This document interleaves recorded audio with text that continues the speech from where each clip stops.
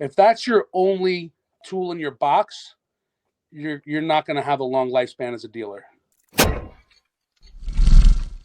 And then she says, Yeah. "Oh, wait. I better not finish. How you doing, buddy? Another week in the books. Yeah, man. Always. And today we got something big going on. We got big metals news. That's what we got. Big metals popping. Guys, if you're listening for the first time, welcome to the show. This is the Crucible. I'm Emil and my co-host Polly Buck. And this is the part where I would say sponsored by, but we're waiting for a sponsor. Not yet. Guys, if you're not already, make sure you check out our website, cruciblelive.com. You're going to find a link on there or the ability to sign up for our mailing list. On that mailing list, if you sign up for it, you'll be entered to win a 5-ounce silver pour. Other ways to win, go on to Instagram at the Crucible Podcast. Subscribe to that. On YouTube at the Crucible-Podcast. There's 3 ways you can be entered to win this 5-ounce awesomeness right here. I'm going to kick it over to Paul. We're picking up a few entries every single week, so don't let it slip on you. Get over there. That's right. So what do we got queued up for today, man? Well, remember a couple weeks back, and we had a certain metals dealer on, and we had just a great conversation with him, right? Oh, yeah. Well, I think we have someone else very special to the stacking community and has graced us with his presence and taken some time out of his day to sit down with us and talk metals. So What do you think? Bring him up. You want to do it? Come on down. Come on down. All right. Hey, guys. How are you? Hey, Tommy, what's shaking? Metals are shaking every day. That's no right, doubt. man. No doubt. So, Tommy, you and I, we've met before. We've met at the crawfish boil down in New Orleans, right? Yes, in New Orleans, the mudbug boil at the Lockerman's home. That's right, Davy Jones. Very special time. I remember seeing pictures on Instagram. So much fun. Indeed. Paulie, this is your first time meeting Tommy. We met 2 minutes ago, and it's already a pleasure of mine. Yes, for sure. Definitely a pleasure, brother. Thank you again for taking some time out of your day and hanging out with us. Of course. So, Tommy, I want to, I guess for any of the listeners or viewers who have not had the pleasure of meeting you before, give us a little elevator pitch on you, man. Who are you? Sure. My name is Tom Haines, Stacking.NYC on Facebook, Instagram, the usual places, YouTube. I'm a near lifelong stacker collector. Started through my dad, who was a collector. Realized that there were patterns in a collector's life, so to speak. Back in 2018, I said, I got all these metals. Let me sell a little bit of what I like less to buy a little bit of what I like more. And it was sort of at this moment that the epiphany of the silver degenerates process hit me. That we all have this behavior pattern. When we first start collecting, we love everything shiny. We can't, get our hands on enough. And then it just refines. We learn what we like a little bit more. We start to focus. It goes through a process. And I just kind of called it the silver degenerates process. Because if you're going to be a degenerate, you might as well be a silver degenerate. That's right. Yeah, no doubt. No doubt. Yeah, I definitely agree with that process. When just for me, for instance, when I started, it was about getting everything as cheap as I possibly could. And then all of a sudden you start seeing, well, what about this coin over here that's got this ship on it? That looks pretty nice. And then you find out that you're going to pay a little bit more for that ship because there's only 12 or 15,000 of them. Well, then you got a whole pile of this stuff because you thought it was nice looking stuff. And then you try to ease back. You're like, I need to get back to doing what I wanted to be doing, was stacking some savings away and kind of ease back on that collecting part of the whole thing. And I think that's a great place to come from. To elaborate on it, I do think both are important. Sure. I think that capitulation is something that's not spoken about enough on social media. Capitulation is when people get frustrated with the volatility of silver and they just kind of say, F it and cash in their stack. Mm-hmm. And I think that when you're buying things that you love, like that ship or a Superman piece or a comic piece, you're less likely to do that. And if you balance your stack properly, you've got both. You've got engagement, you've got the collectibles that you love and you'll cherish, hopefully for a long time. And if you're bouncing your stack with some lower end silver, if you will, common designs, as I like to call them, if you get into a cash, crunch, you cash in your buffaloes. Yeah. And you keep those cherished pieces that you may want to pass down to your children. About They that, always dig through the collection too. they do. I've missing a few Jurassic Park coins. So I do want to add to that. There is a benefit in taking the time to actually educate your family members, your children, etc., on what's in your stack, right? And the reason I say that is because one of the best finds I ever had was walking into a bank, and I picked up about 6 rolls of old silver. I'm talking, these were like walking liberties. There were what's it called? Benjis in them, all kinds of good stuff. Yeah, and I got I never 6 get that rolls. lucky. Dude, and it had to be, this was South Florida, so it was somebody who passed away and their kids were just liquidating their estate. They don't know any better. Yes. I think there's some benefit to teaching there. I do think that it's important to have a legacy plan like that in place to educate your family members or your children on the value of what you have, whether it's collectible or just bullion value. I think that's extremely important because sometimes, a lot of stackers will say we do this for our children. But what we fail to recognize is at least 50% of the time, our kids want nothing to do with our hobby. Yeah. So my 20-year-old daughter's like, cool, Dad, you're a nerd. Yeah, right. but and at one point, does it also become a burden? So as a dealer, I have an extensive inventory. God forbid if something happened to me, that's a lot of work for my daughter. Right. Sure. Do I want to burden her with, having to go through all of this, thousands of ounces and sort of parse what's more valuable and less valuable? No, I don't want that to be I don't want what I've created as a legacy to be a burden. Mm-hmm. So while we're on that subject, what's your plan? How would you navigate that? So basically, I think it's a liquidation plan, unless they want otherwise. So I have trusted people. I say, look, if anything happens to me, this is who you take. Just take the whole collection, unless my daughter intervenes and says, no, let's do this. Right. Yeah. Yeah. Right. And then she can benefit from the cash value, hopefully, both dollars. That's right. Yeah. Yeah. Right. Go ahead. No, I was going to ask to touch on how you came up with How You Stack In and Silver Degenerates. Those 2 taglines. Like, what are they? Where they? And that's kind of where I was going to go with it. Earlier, similar about the process, and I really see it from so many of us, and that's sort of what kind of said is like we're all really kind of alike. The How You Stack In was more a recognition that people like to collect differently. Some people like collectibles. Some people stack only buffaloes. Some people say, I'm going graded coins. Some people, have extensive Libertad. We all have our unique tastes and styles of stacking. Some people like vintage. Some people like modern bullion. Some people like pre-33 gold or European gold. So how you stacking? I love that's awesome. my Mexican Libertads. I do love collectibles. I think they're the most interesting pieces out there.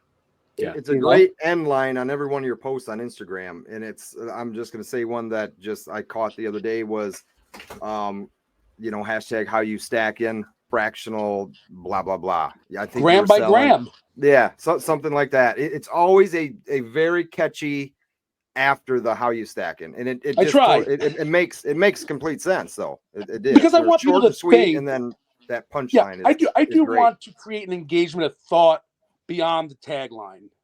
Yep. Stacking with fractions. There are people who are preppers for Teotihuacan or whatever may happen, the collapse of the dollar.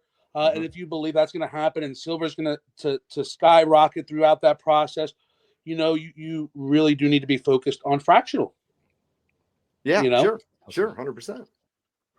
So in your time working with metals, you've had several collaborations throughout the years. I've seen lots of them pop up. Just to name a few, I know you did some work with MK Bars. I actually had one of your How You Stacking piece. That was actually a really cool one. But I've also seen, just on a quick little glance, I saw you had something with APMEX. I know APMEX is carrying your TEP pieces right here. Yes. Right. We did those. It was a limited to 500, and hopefully we'll do more. You know, a lot of dealers, you know, you guys see it on YouTube. There's this sort of love-hate relationship with Big Bullion. For me, and I'm very open about it, I'm a fan of Big Bullion. If for no other reason, they have the resources for licensing. They have the resources for real specials. And whether they fully utilize their power or not, they have the power of marketing to cast a wide net to new stackers. Absolutely. They have And- reach. and 100%.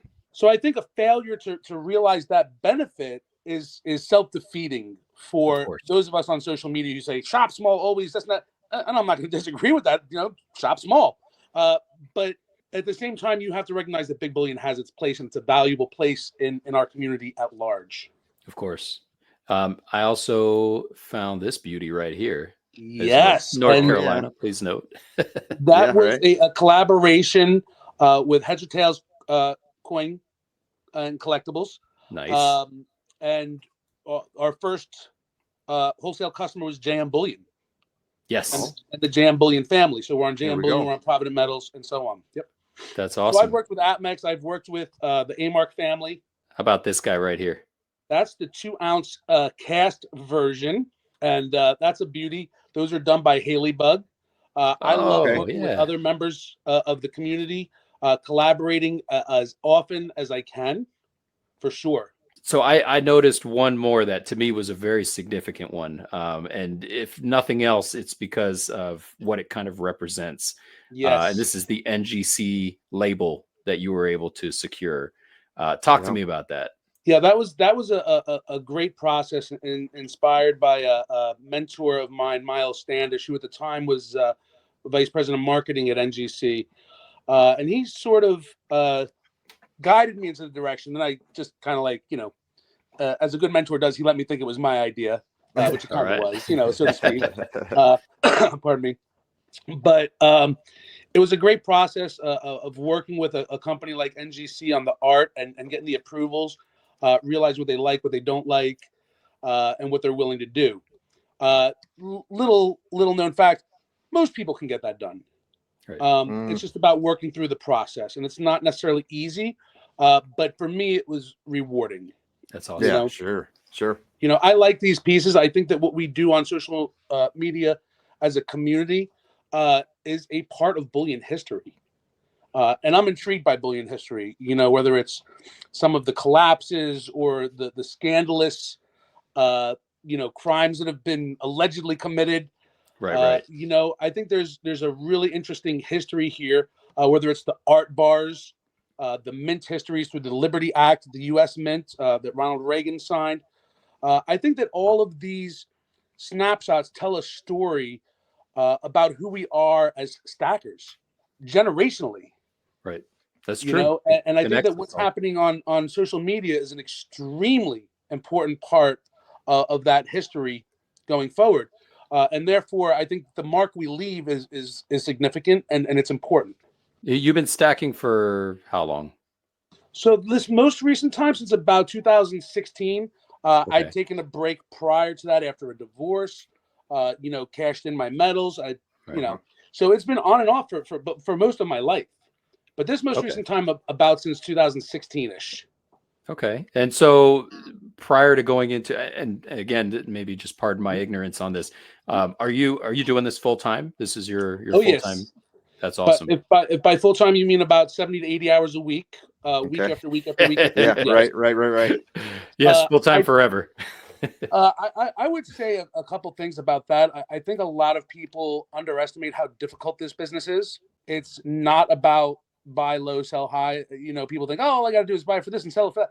No, it's absolutely not true. And what I found is the people who, if that's your only tool in your box, you're not going to have a long lifespan as a dealer, right? If all you know is buy as cheap as possible, sell as cheap as possible, you're not going to have a long business life. So what I'm wondering is, okay, so you back again in 2016, but prior to that, were you dealing metals, or did you start dealing? No, only collecting.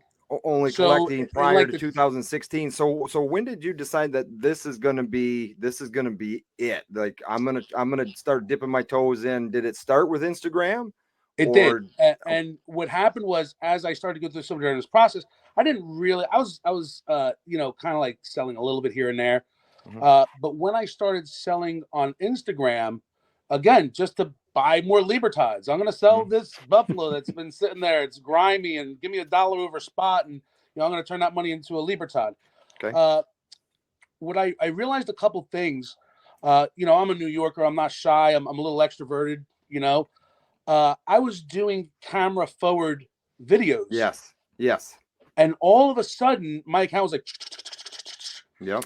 and at the time, I was 43 years old, really didn't do a lot on social media in my life. And I didn't even realize that most people in the metals community didn't show their And faces. show their faces. So my account's getting all this attention. I have no idea why. I think I'm awesome though. I'm like, yeah, look at me. But it's because I was showing my face. I was doing something that really nobody else was you were doing. somebody. You weren't just a voice or a set of hands, right? Right. And now it's different. You know, a lot more people are showing their face now. You know, and I understand why people don't want to show their faces, whether it's security or whatever. But my attitude has always been, um, if you make yourself safe, if you make your home safe, Mhm. you know, at some point you just kind of have to say, I'm going to live my life. Yep. That's right. Right. You can't be controlled by your business, by what you own, to a point where it's like, I can't show my face. You know, I can't tell people what I do. I can't. Right. And At that point, it makes it tough. It makes it tough to do more things what you want to do when you're not showing yourself. correct. You know? And For a dealer, right? and putting yourself out there has its downsides too. It makes you a target. You know, social media can be a ruthless playing field, so to speak. So, Tommy, you know, you talked about a couple of things that set you apart, and I want to speak from, I guess, from personal experience. One thing that I believe sets you apart is you take the time to do little things that others, I mean, maybe they don't see it as important or whatever it might be. But for instance, when you mail out somebody's package, every time you've mailed me out a package, it's always come with a little note, even if it's just a little thank you, Tommy, like something like that. But it's usually more than that. And you know, you got to figure you're not a small time dealer. You push out, you know, packages. A Probably, couple hundred a week yeah, on the average. I would say that I would say 95% of my packages or more have gone out with notes. yeah. You That's know, there are times amazing, I'm man. traveling. I may not get to write a note on a Friday. Every other weekend I pick up my daughter. I'm gone most of Friday, just traveling to New York and back. But 95% of my packages over the years have gotten a note. And I think that's important because people have choices. And I think that when they choose you, the expression of gratitude is important. Yeah, and that's what keeps them coming back. I mean, I usually I get my wife to read them for me because God bless her. I don't know how she does it.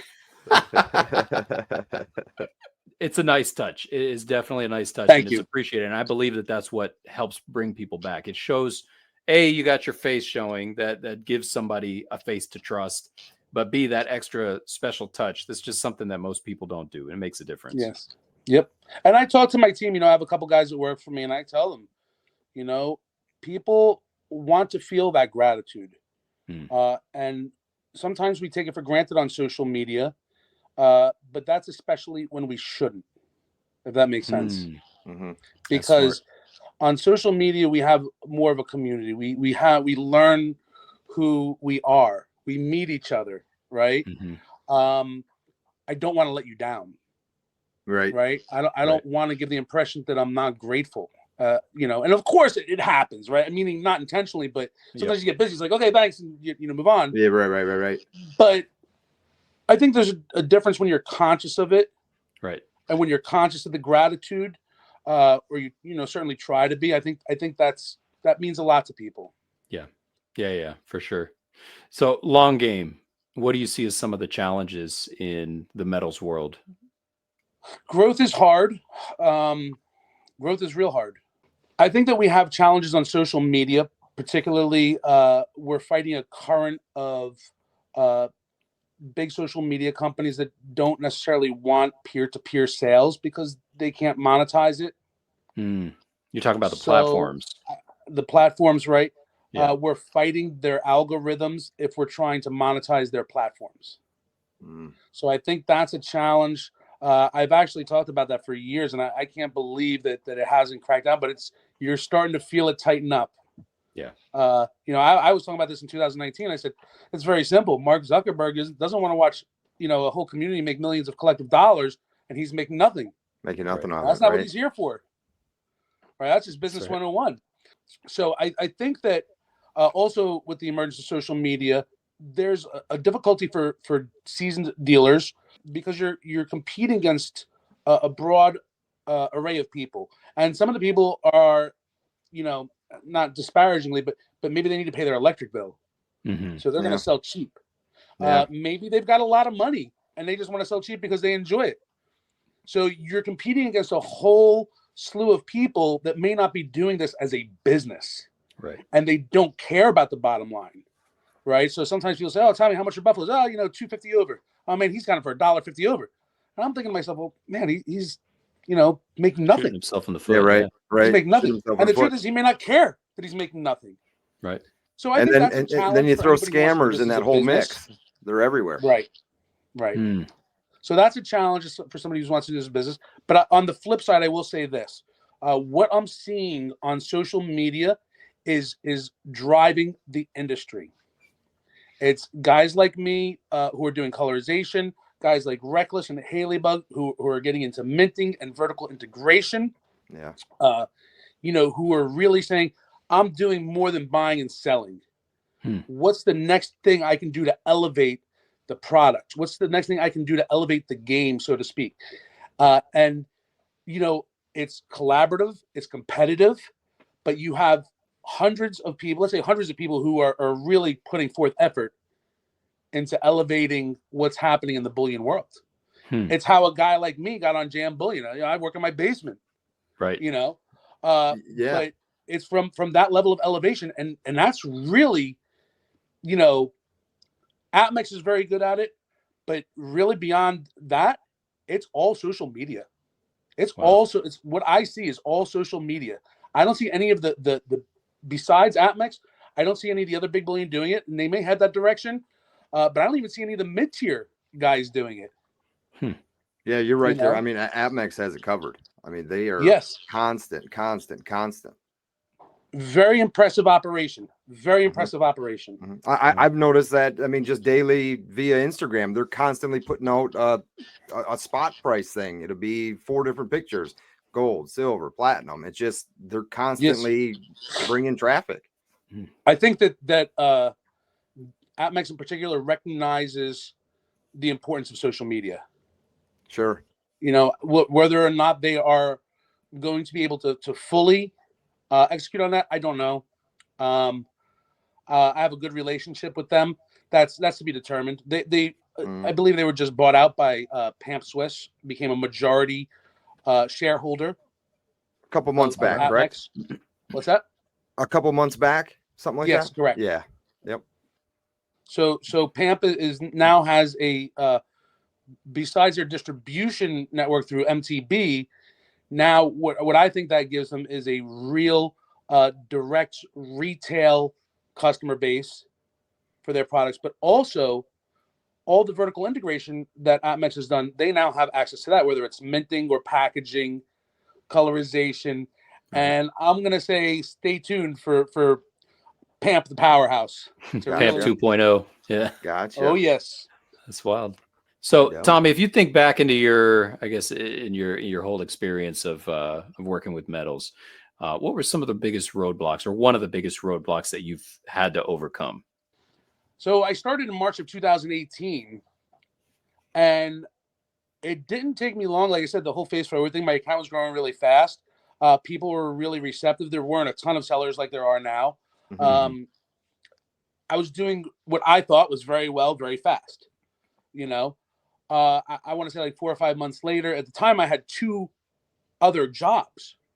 I was working in real estate in New York City, full time, and bartending part-time in Times Square. I love bartending, by the way. I respect that. I was a bartender for quite a few years. Yeah. So that being said, at one point, I think it was July, I sat down with my ex and my daughter and said, I'm thinking about leaving the bartending job. Oh, you're crazy. So the first hurdle was the time to make the money, so to speak, for the business. Right. The second hurdle was people don't get us as stackers sometimes. If you're not a stacker, you don't get us. Sure. Right. So, I didn't have a lot of support, and that was hard, and then I just kept pushing, of course, because at first I listened. I was like, yeah, I'm crazy. Right. But by the time I want to say like November or December rolled around, I had no choice. So I was in almost a year, and I felt like I left my bartending job. And then it was just a couple of months later that I left my real estate job as well. Wow. So I think that the challenges would be, you have to be in a supportive environment. You have to have whether a partner, or family member, significant other, whoever it may be, that's supportive of what you're doing, because it's time consuming. And in the early days, especially, it is not profitable. My favorite story is when I was asked, are you actually making any money? Right. And my answer was, well, yeah, I think so. Yeah. And I was asked, well, where's the money?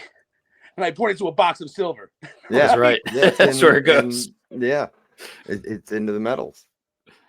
Yeah, so, I think we've both been in that situation, me and Paulie. I think from the beginning, I know, Paulie, you've told me that, there's been moments where you kind of have to have a conversation with your wife about what metals really are. And I mean, I know I've been there. And we've chatted about that back and forth. And now yours, for instance, is caught on a little quicker.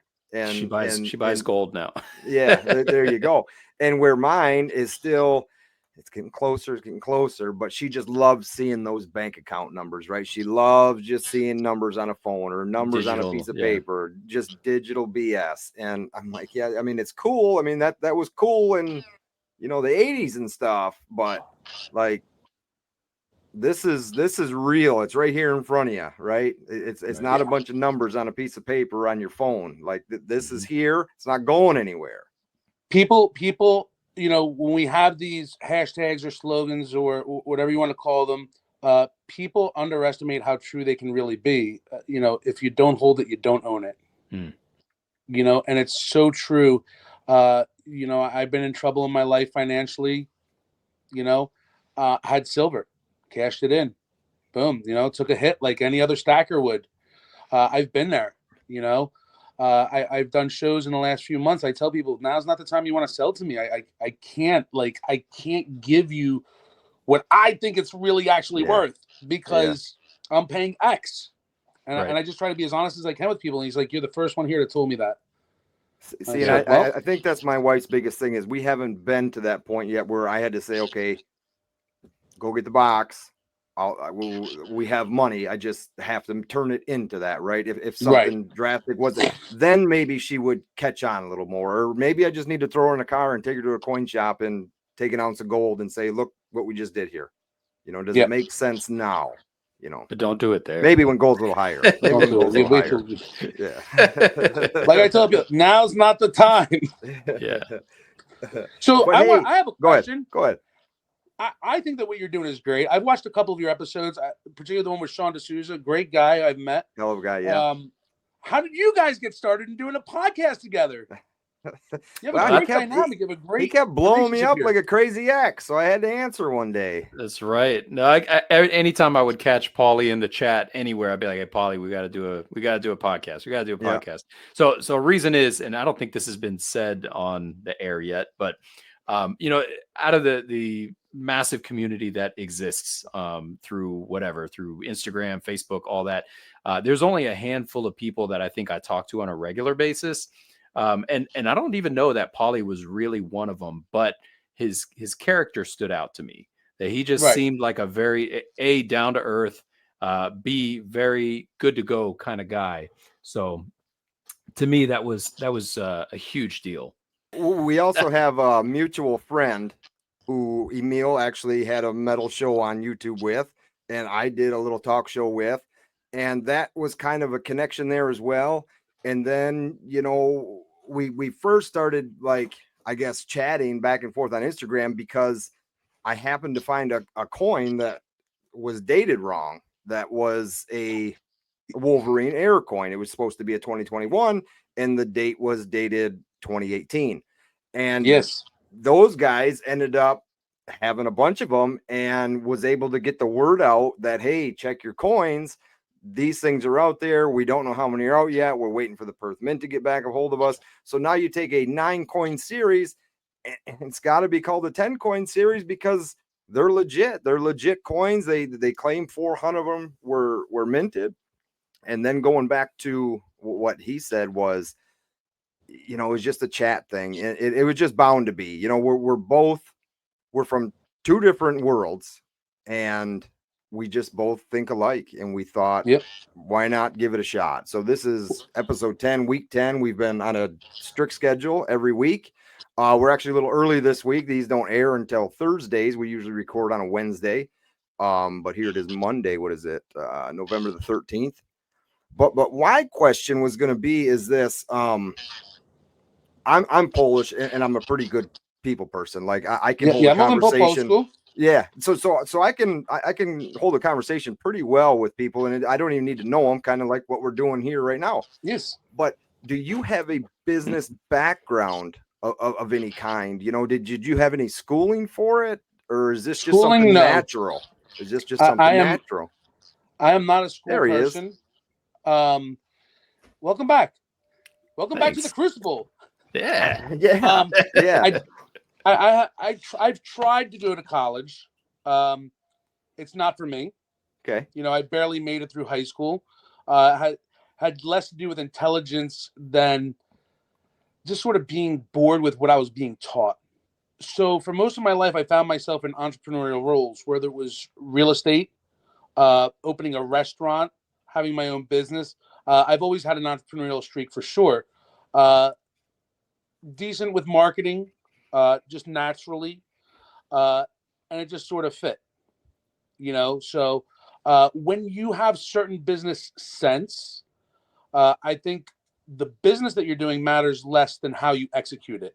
And then to get back into, I guess, another thing between Emil and I, now that he's back, is we both had YouTube channels, you know, where we both have, and we talk about precious metals and so on and so forth. And it was just like I was saying when he was gone, it was just bound to happen at some point in time. And it's worked out great. Well, it's good. You guys have great chemistry. Yeah. Thank you. And you said something we've said that before too. You said something interesting about, you know, how we're sort of different, but we're sort of the same. And I think that's so true. You know, I'm from Brooklyn originally. Probably my best friend in the community is from Alabama, Ryan Silverport. You know, I think that we share enough core values in this community that all the differences otherwise go away. Any other difference in the real world may be something. Here it matters less because I know stackers have certain core values, work ethic and family traditional values for the most part. And we might disagree on the minutia, but we know that we're with good, honest, hardworking, loyal, family-oriented people. Yeah. Yep. That's awesome. We're taking money out of our paychecks. You know, this isn't, we're not all rich here. We're taking money out of our weekly paychecks to put it into something that we believe in. That's exactly right. It's going to be there. Either we need it, or it's going to be there for when somebody else might, you know, come across it in our family that needs it, or, you know, we educate and then they know that this is, you know, call it generational wealth if you want. I was terrible with money, and with this, and we've had a whole show on this, but I'm an alcoholic, and this is something that I put away that isn't booze. I'm not out there buying booze with money and just wasting it. I can take $50 that I would have spent at the bar last night and buy a nice piece of silver, or put it away and maybe buy 10th ounce of gold per month. You know, it's silver degenerates helps a lot. You'll see, and you may or may not realize this, but we oftentimes in this community have an addictive personality. Sure. Oh yeah. There are lots of people in recovery. You know, where we can be impulsive, and it can be expressed in the buy side. I talk about this in my auctions. I'm like, come on, slow down, guys. Sometimes it's just like, you know, but we also enjoy this, right? So Yeah. that's where it becomes a little bit like the tongue-in-cheek silver degenerates. That's awesome. You know, Yeah, I it dig feeds into that addictive nature, so to speak, and it's a thank God a positive way. Mm-hmm. You know, like you said, I'm half Polish, half Irish, man. I like to drink too. You know, Right. and you have to check Yep. yourself. Yeah. So Or you one gotta check other yourself in somewhere else. yeah Exactly. one other good point I think about the show that Polly and I have got going on, and we've got you're actually our 10th episode. So Yeah. we've got a few under the belt. We mentioned that while you were gone. Oh, did you? He beat you to it. Dang it. So you might have stopped me if you already told this part, but I think what sets us apart is that we're kind of a show that, yes, the show it has a segment on metals. We'll talk about metals, or we'll bring somebody on, and that show will be specifically about, in this case, metals. But in the future and in other shows that we've had, we touch on a lot of other things. Just it could be anything from nostalgia to life experiences, crazy weird news stories. I think next month we're going to be bringing on a metal detectorist, and we're going to be talking about all of her crazy adventures that she goes around the world and does all kinds of things. It's pretty awesome. So it's going to be an interesting show. There are lots of concentric circles in our universe. Yeah. Right, whether it's comic books, the Yeah. 2A community, the knife community. You could just go on and on and on. And like my dear friend Miles used to say, a lot of us we have the collector gene. Yeah, that's what it is. Right. Yeah. Right. And going into this, we knew we wanted to keep it somewhat about metals because that's what we both are here in these broadcasts on our respected YouTube channels, which is about precious metals. But knowing that this video version is on YouTube, that's fine and dandy. Once we got to a certain mark, we're going to start uploading these audio versions of the podcast on different audio platforms to see how they do out there as well. That's right. Yes. Oh, well, I think human interest is a great angle, right? Yeah, people want to hear about people's lives. It's hopefully interesting. Yeah, exactly. So. Exactly. Right. Well, I guess we'll find out, right? You better get a better guess than me. Yeah. No. So Tommy, what's in your stack? Oh, I love Libertads. Yeah, I love Libertads. I just got a 98 graded. I found another one at the show. I was like, I gotta buy it. All right. Yeah. He was at a coin show. Mm-hmm. We did Chattanooga. I do only a couple coin shows a year, and mostly it's sort of like a little work and a little play, just to meet up with the guys and gals from the community. We do Chattanooga. Philly's a show that I'll do. Obviously, that's close, but I really enjoy the Chattanooga show. I like the mid-size regionals. So Chattanooga has about 200 tables. It's small enough that you can walk it. It's manageable, but it's big enough that you can actually find some interesting pieces and make good connections and sell some metals. Yeah. You haven't done the Raleigh one yet, right? I have not. That's a pretty big one too. And it's probably about the same distance as Chattanooga. Yeah, I may sign up to be on the wait list for Dalton. Okay. That's a pretty big one. It's about 300 tables, Georgia. You said Libertads, but how do you feel about, like bars, 10-ounce, kilo bars, 100-ounce bars, anything like that? I am a believer that metals will at some point kind of hit their true stride. I don't know if that means 5 years from now, 10 years from now, 20 years from now. I don't know. Sure. But with that belief, I believe that in my stack, I prefer bars that are 10 ounces or less, preferably even five, no more than five for me. Fractional gold for sure. There's one.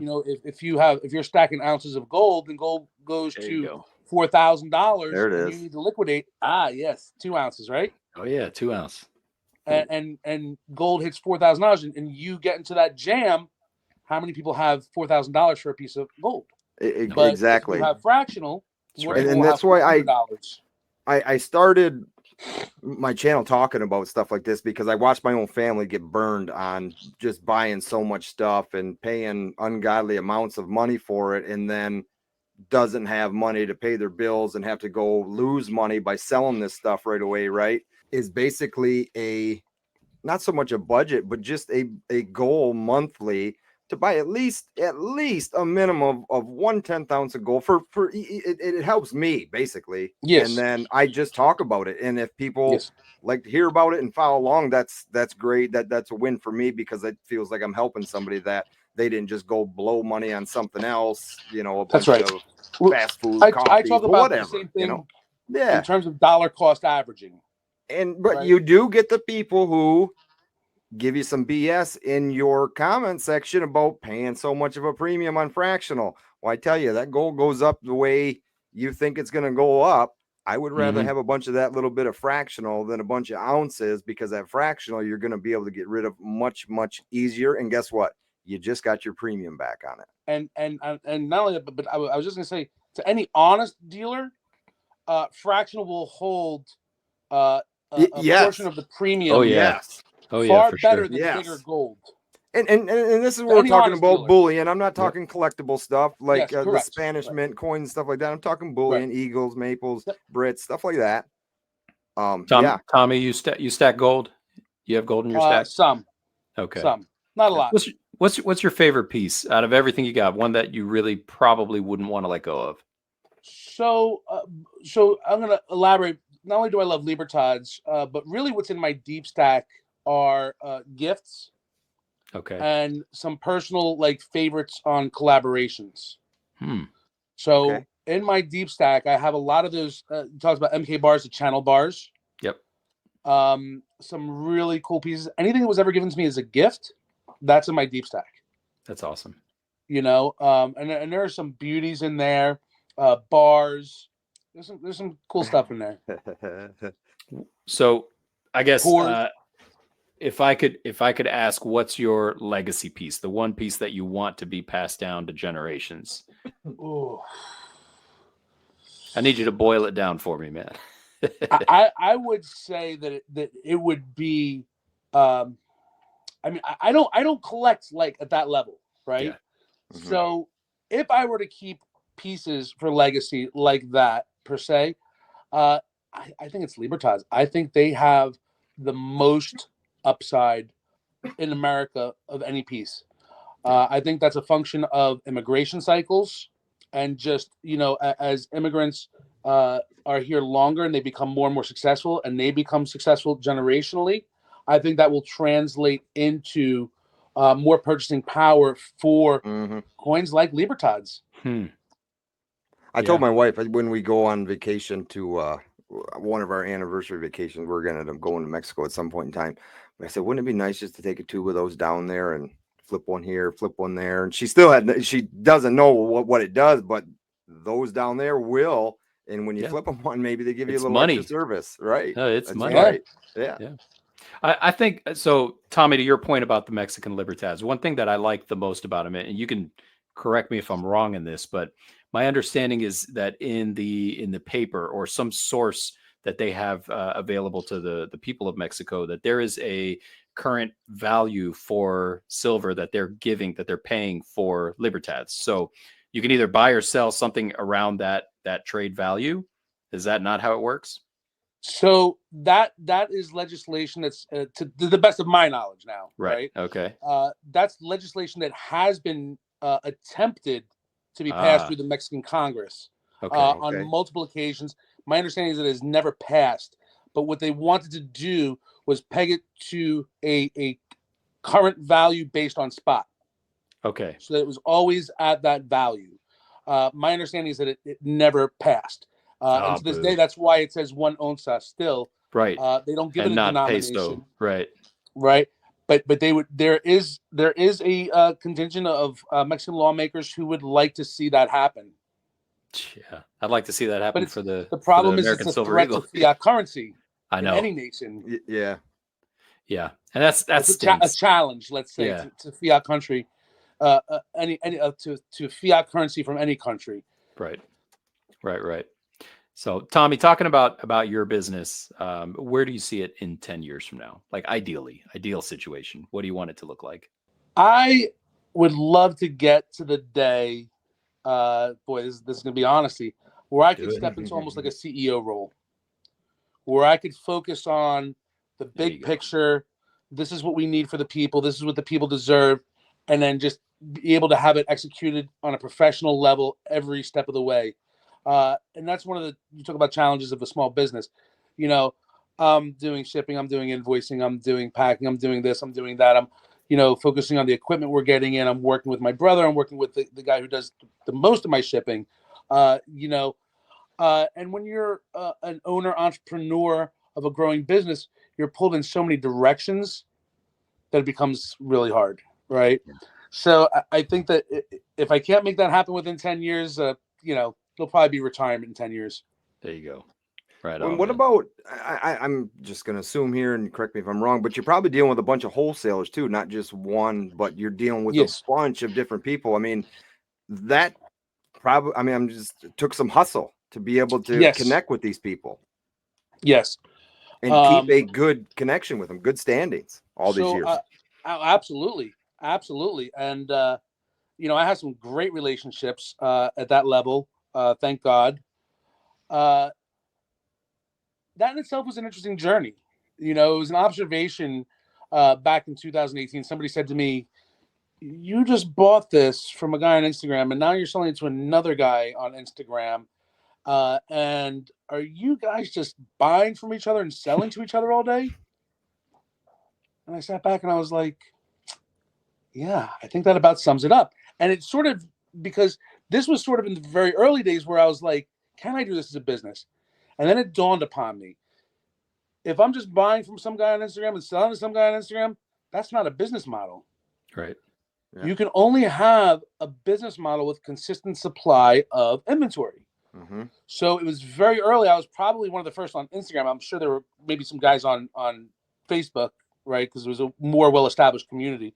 But I said, well, if I don't have wholesale accounts, I don't have a business.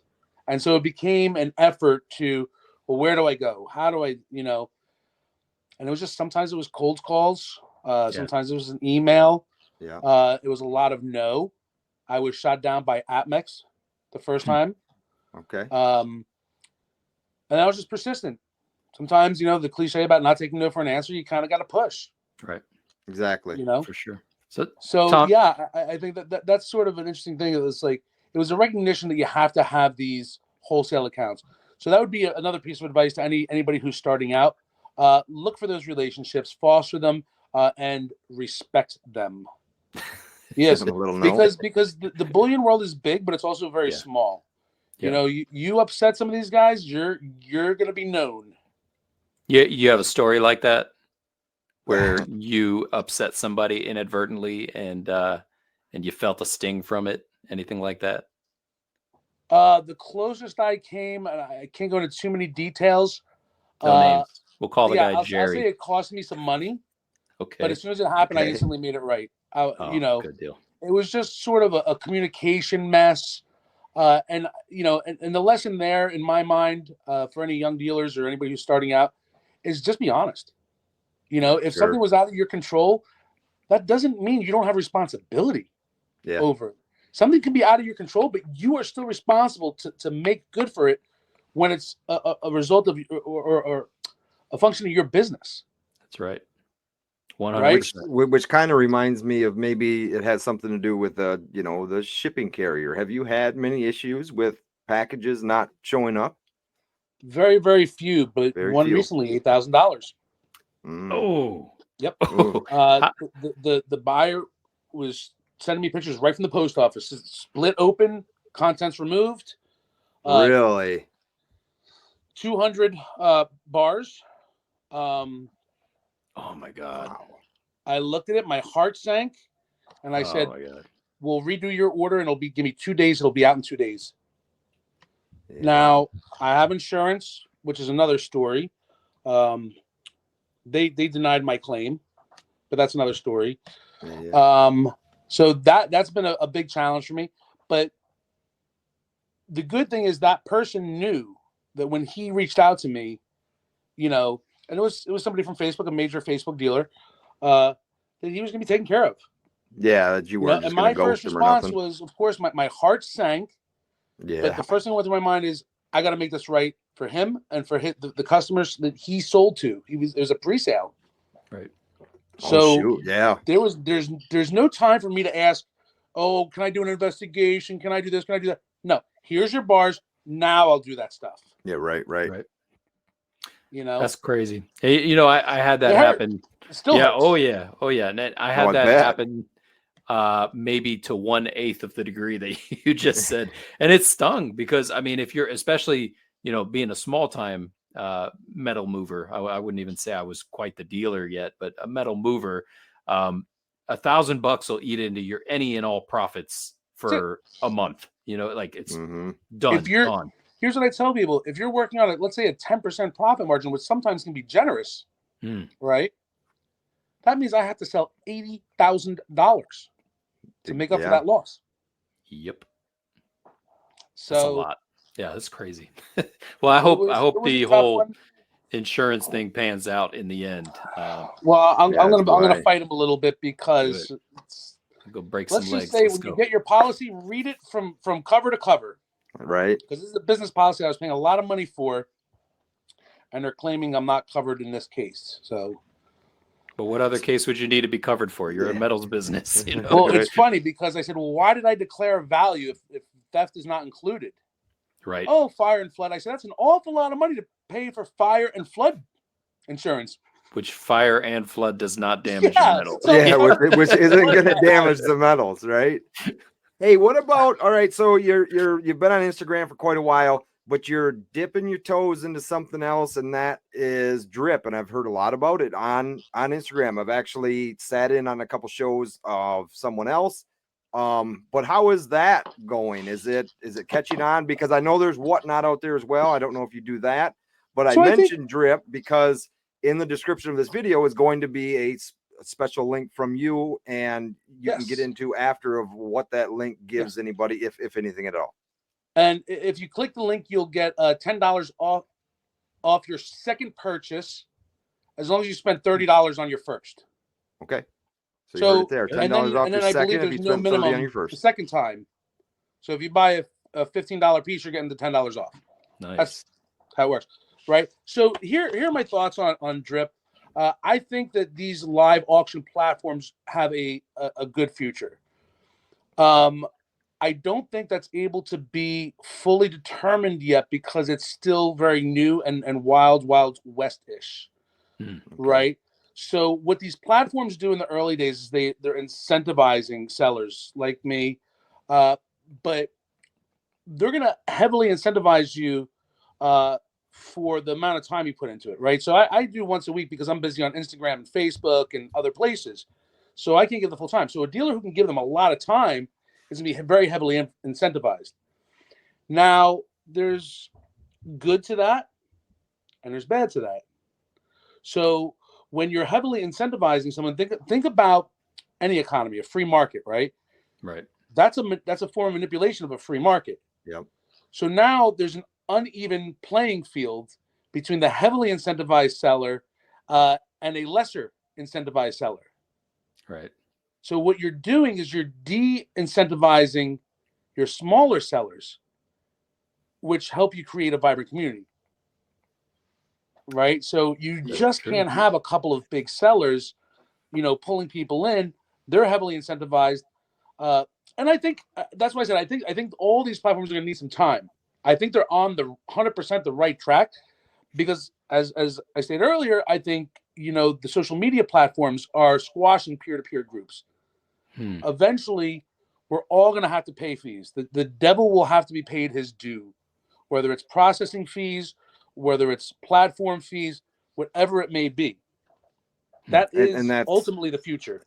And I'll agree with that. And it's only a matter of time till you mentioned earlier about Zuckerberg's going to want his cut.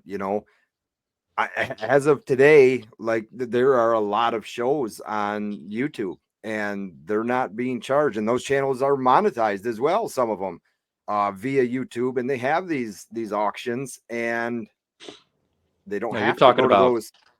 Yeah, well, they don't have to go to Whatnot and Drip, where they're actually being charged to do an auction there, where YouTube, they're not charging them to have that show there. But I think these other platforms are good because you have options then if you are a big seller, because if you are a big seller, for instance, like yourself, now you're you're here, you're there. You're not just limited to one location. You're getting Correct. yourself recognized on different locations where Brand if extension is what I call it. Yeah. So if someone's a big seller on YouTube and YouTube pulls the plug, now what? They're just going to go belly up because they haven't been doing anything on Instagram. They haven't been doing anything on whatnot. Even eBay's starting live sales again. Yes. Yeah. Impressive. Well, I think that is ultimately the future.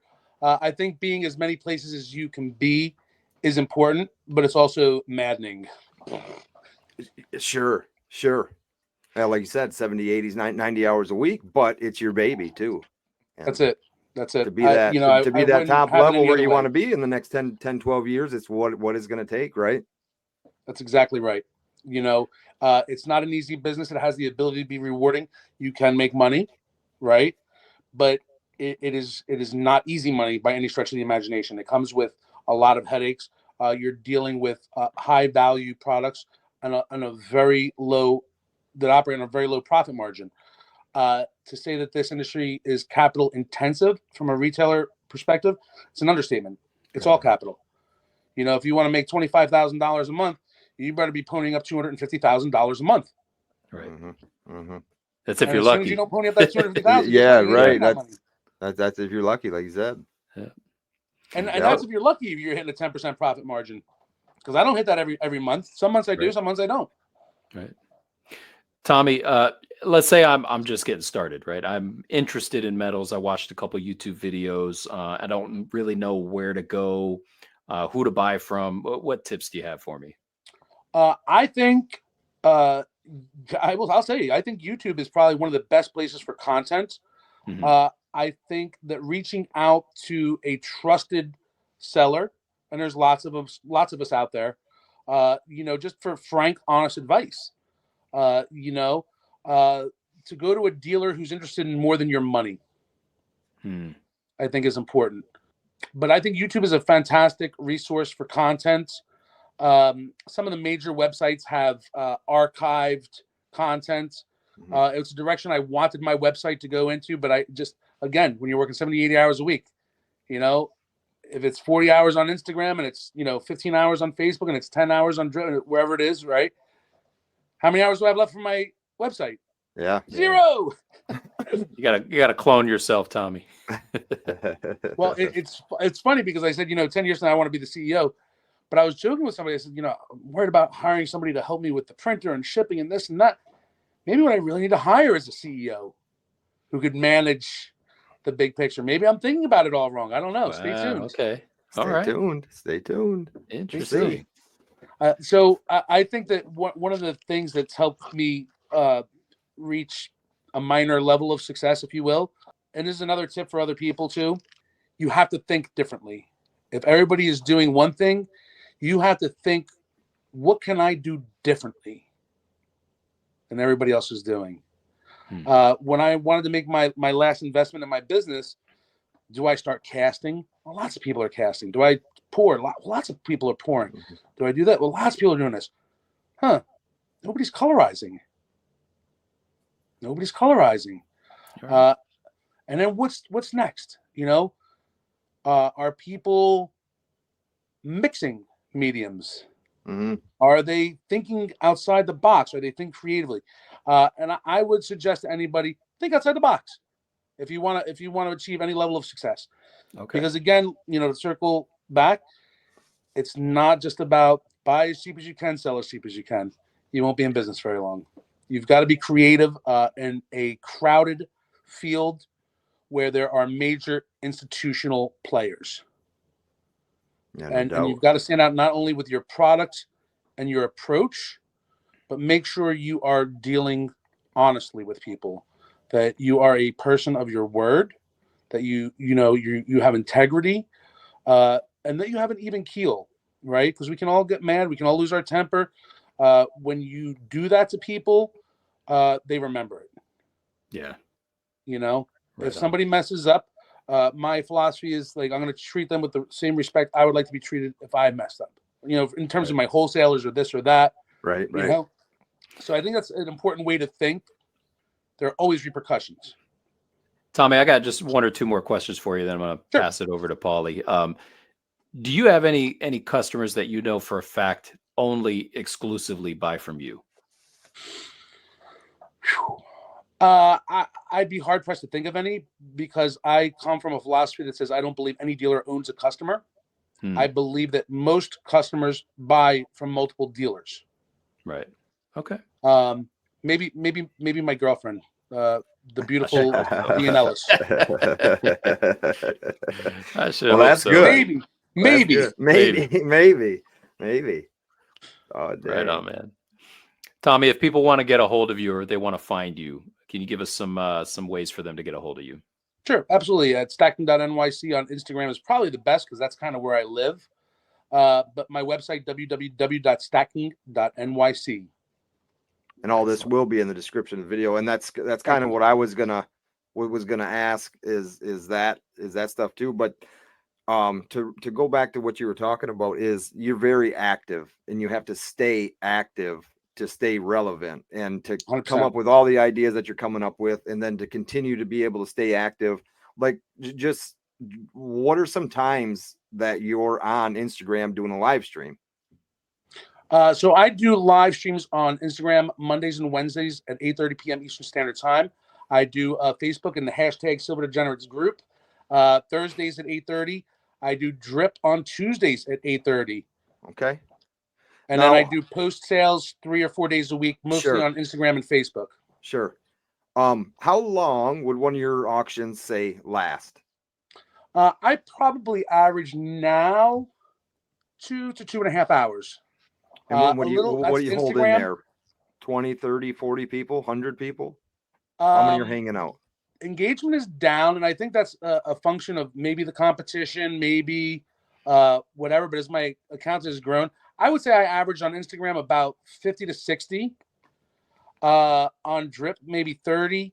On Facebook in the group, maybe 30 also. Okay. But engagement is good way across down. the board all week. It's got to be constant. I've said to many people, because they're like, "Oh, you have such a big account. It's this, it's that." And I always say the same thing. I said, "Listen, if I took a month off of posting or going live, a month later I come back and people will be like, 'Who's this guy?'" Yeah, right. No Who doubt. is that? That's not a joke. It's not a joke. Legit. That's for real. Yep. That's your business, and it's a great thing, man. I appreciate you being here with us. It was great. And I'm grateful for you guys for the honor of having me on. You're both fantastic guys.